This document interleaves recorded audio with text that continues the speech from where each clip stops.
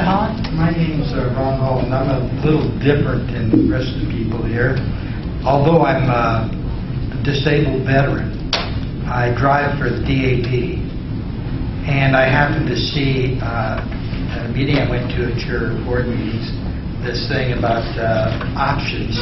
One of the options is the ride connection. Now, I've gone through it. I've taken all the testing. I'm approved as a Lyft driver, and I have yet, in 2 months, received one single call asking me to help, ask me to drive somebody, do anything. I'm a volunteer driver. We have, up at the Veterans Hospital, we have a lot of volunteer drivers. We can't transport wheelchair people, and our DAV requires just to the medical appointments. So I volunteered to help with this ride connection so that I can help people like these get to their shopping or whatever their needs are. And I don't know why, but when I see it's connected and some of the funding comes from TriMet for ride connection, I'd sure like to know what's going on there, because I haven't, I just got an email last week that they're moving. I got an email a week before that the person that trained me is no longer there. That's all I've received. I have yet. One day they did call me and ask me if I take, since I was at the Veterans Hospital, if I take someone who lived near me to the Veterans Hospital. I said, sure, but I'm driving today for the vets, so just call them, I'll put them on my list, and I'll pick them up. No, we can't do that because we can't, it has to be ride connection. So they'll find somebody else. But I heard a story, and I don't know how true all these are, but one person that made 128 calls for rides to ride connection and got 18. So that's not good service. And I don't know how TriMet can maybe work with Ride Connection if that's another option, but I know there's a lot of volunteer drivers out there, and it would be through different veterans organizations. One of the bus I trained on said Red Cross. And I don't know what that's got to do with it, but it says Ride Connection, Red Cross. I'm more of a question, I guess, and I'm just letting you know what's going on out there as far as people like me that want to help, and we seem stymied. And so, that's just my testimony. Good morning. Ms. Rasky, is that correct? Rash, Dorothy Rash. Rash, okay. I've been coming to these meetings now since the inception, and I went to the finance briefing on the 11th to hear what you all were hearing. Now, I know the vision of the TriMet is just like that of the Federal Transit Administration, as we are partially funded federally, and their highest priority is safety and security of all passengers. That means fixed route, honored citizens, and Lyft passengers. Honored citizens will have no increase until 2014, and Lyft Pass will be going up $10 each year until it nearly doubles. On the fixed route, there's room for only 2 wheelchairs. This is considered a wheelchair, so I have to take up the space of a wheelchair. I've been passed by on nice sunny days and rainy days because there's no room for me there, because people on the 94 have to get home from a day's work, so I acquiesce to them. Safety and security of both Lyft and regular passengers cannot be met on the fixed route because of these cited reasons. And many developmentally delayed or mentally impaired people qualify for the Lyft. They can't safely use the fixed route in no way, no shape, no how. Portland wants protection, equality, and opportunity for all, as I do believe TriMet service in general does. I'm pleased with your service. That's why I am in Portland.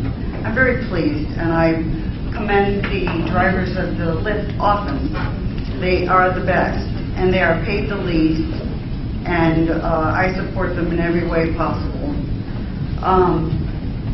The citizens of Portland are caring, and I don't think that they believe that the disabled should have to choose between food or transportation.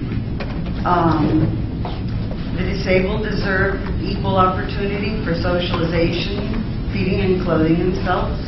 And in fact, the ADA requires affordable, public, safe transportation. It prohibits discrimination, and it ensures equal equality and access for persons with a disability. Unfairly increasing the TriMet lift does not follow the ADA rules, nor does it follow the Federal Transit Administration that works to ensure non-discriminatory transportation. That is their mission. Now, Mr. McFarland on the 11th said that the building, quote, the building block of our budget, end quote, is the TriMet lift. Instead, it should be a shared responsibility. As other people have suggested, as even our Commander-in-Chief stated last night on balancing our budget of the United States, that it should be a shared responsibility. Consider that the average West ride is $13, although they can take their average adult pass and use that. I don't hear anything being said about their fares being increased, whereas ours are the ones that are sought after. I ask that you do not unjustly and illegally place the burden on the mentally and physically impaired who have no other choice to provide safety and security for themselves but to ride the TriMet lift. It has been made the difference of me being homebound or fighting to get a seat on the fixed route and fearing for my safety as well. Please reconsider this. The governor has appointed all of you board members. I know you are volunteers. You're all obviously intelligent and educated people. You're a doctor, Dr. Bethel, and I know you can come up with a better solution to this problem than to place the burden on the least able to bear the burden. Thank you very much. Thank you, Mr. Hatch.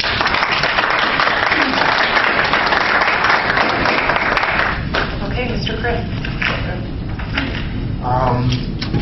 Okay, actually, I thank you because you brought up one of my scenarios that I was going to talk about today. Okay, I'm going to give you a scenario. Say this ordinance does go through. So, you know, you have somebody that is dependent on the lift, and now because the increase has taken place, they find themselves in a situation where they can no longer find the resources to use the lift. So they have to go to the other, you know, option that TriMet is bringing us, which is to put people with disabilities on fixed routes. And I know that it's been said, you know, hundreds of times probably in this meeting that, you know, people with disabilities can and do use fixed routes. But I'm talking about somebody that is dependent on the lift solely to get around. So they get priced off of the lift. Their option, which I put in quotes as an option, have to use fixed routes. So the example that this lady gave to us, where she has a mobility device that is considered a wheelchair, has to use fixed route. The wheelchair spaces that are on the buses are already used. So what happens? The only option that the bus driver has is to pass up, and then that person is forced to wait till the next bus, which who knows when that's going to come.